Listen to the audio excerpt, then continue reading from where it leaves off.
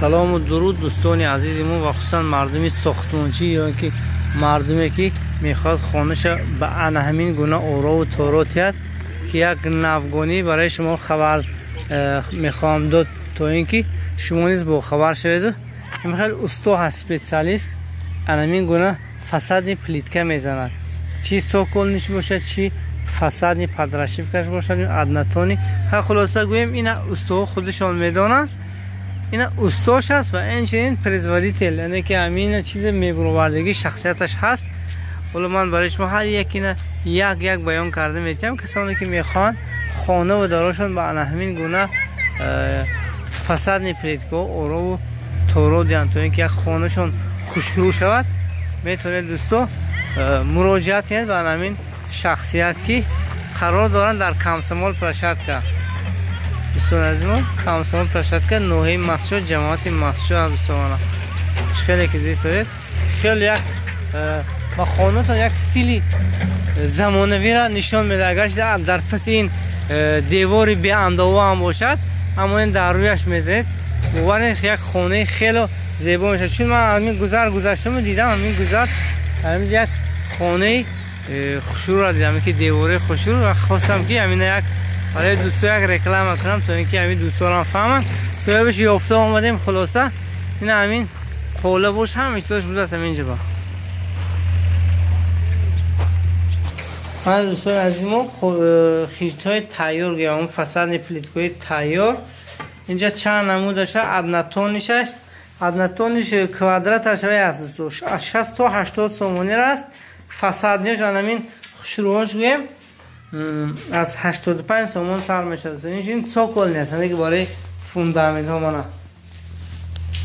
اینجا استوش هم خودشون گویم زکست نیست، خود برده در این خانتون دیواراتون رو چسبانه میدونید. چند نمود اینجا قول اینجا آقایاشون از مخص قولابو هست که از ازبکستان آوردگی.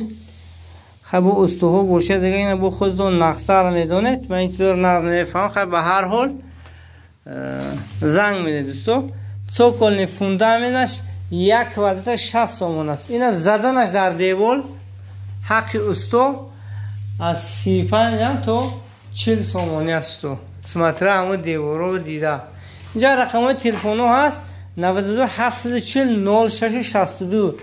اینا نه تنها همین رقم تلفن بلکه واتساپ هم نیز موجود است. میتونید دوستو خواه در واتساپ زنگ زنید خواه در رقم دستشون زنگ زنید. انشاءالله برای شما با معلومات عمیق و دقیق رو برای شما همین استو خودشون بیان میکنن که قرار داره این چیزها در کمسمال پلشت که خصوصا مردم مسجد ما اواره شهر نمیشه. خدا خواهد حتما آمده همین کارخانه خود ما رو دستگیری کنید دوستو.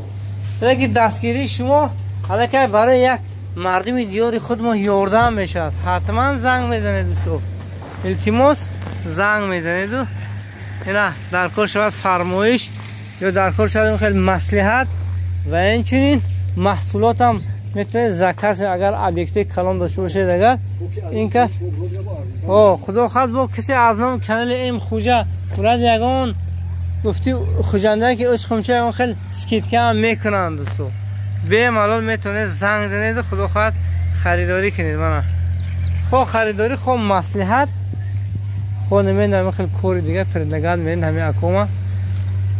من میخوام که همین اکوم پیشرفت کنن که شما نیست بعدش مثل بعضی میگن که یک مقاله است آبی داری خانه لایقه گفته و اما خاطر حرکت کنیم ما مردمی خودمون رو دستگیری کنیم که این هم به یک روز امید خدا خواهد کارخانه شده است تا اینکه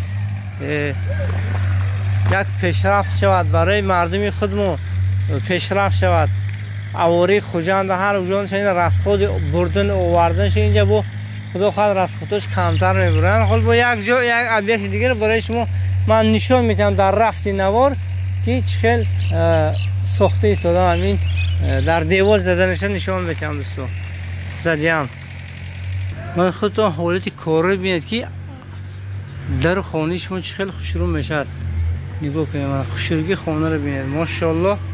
خدا برکات در دست استو و اینچنین صاحب خانه که همین خیل واقعا یک ویدی خوشرو خیلی نشون میده دوستو. نگاه کنید شما هم خواهید که ایواناتون خانه دراتون از طرف کوچه می از طرف درونی خانه می خیلی خوشروگی خواهید اگر حتما زنگ میزنید دوستو همه کم خریداری میکنه واقعا یک رنگ خوشرو بوده است این سوکل فساد نیش زیباتر بوده است اوه اینا بسیارتر در همین خانه تشکیل اونجا ببینید دیگه خیلی حاضر همین ازبکستان سهم زنمینیتی حاضر همین چیزا شده است. اینجا هم خدا خود اساس از ازبکستان هیچی ما کمی نداریم و خیلی استوی چیره دست داریم. میتونید دوستو زنگ زنید فرمایش کنید برای در خانه‌تون. استو خودشون استحصال کننده هم خودشون. رقم‌ها رو بار دیگر میگم 92 740 0662. و خدا نگهدار هر یکی که شما باشه. ایلام همیشه خانه‌تون هم خیلی توی تماشا باشه، هم خیلی جایی منظره زیبا باشه در خانه‌تون. بار دیگر برای شما آدرس های میگم دوستو. نوحیه مسچو، جماعت مسچو کامسامول پلاشاتکا. یک با گفتی وای کی و اگر سخت تر همینجا رسید ندونید که گوجو هست پاشخونه گویا دیگه همین سری کوچی پاشخونه میگن همینجا در زیر همین کوهسار گویم هم خیلی همین کوچی کلام میدارید که همین تحت کانتین است. بعد همین خونه خوشرو در پیشتون میبروید. حتما زنگ میزنید. خدا خواهد دستگیری میکنه. خلاصه کسی در نام کانال ما بو اگر بیاید اینجا هم سکیتکوش هم بود است. نمیدونم چقدر سکیتکه میکنن. به هر حال این هم یک حرمت احترام. خدا خواهد میبیید مردم دیار دستگیری میکنید. خدا نگهداری هر یکی که شما باشه دوستان.